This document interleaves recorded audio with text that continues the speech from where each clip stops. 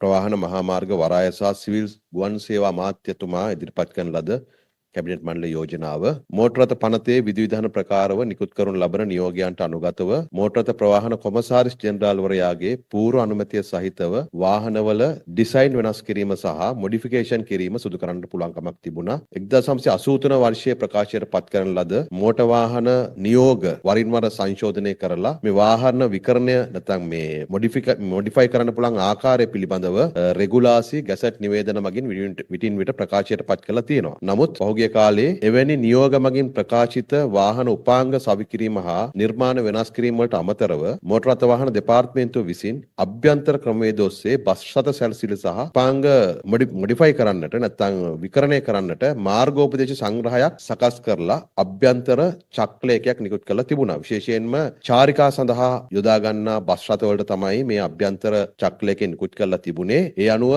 Bus රථ 60ක් මේ සඳහා අනුමැතිය අරගෙන තිබුණා. ඒකට මෝටර ප්‍රවාහන දෙපාර්තමේන්තුවට රුපියල් මිලියන 6.6ක් ඒ අය ගෙවලා තිබුණා. කෙසේ නමුත් මේ අභ්‍යන්තර චක්‍රලේඛයේ නැත්නම් මෝටර රථ පනතේ විධිවිධානට අදාළව මේකට අදාළ නියෝග ප්‍රකාශයට පත් කිරීමක් සිදු කරලා තිබුණේ නැහැ. ඒ නිසා මේක පහුගිය කාලෙදී ඔබ දන්නවා පොලිසිය මගින් සමහර මේ උපාංග ඉවත් කිරීමේදී සමාජයේ යම් කතාබහක් ඇති වුණා.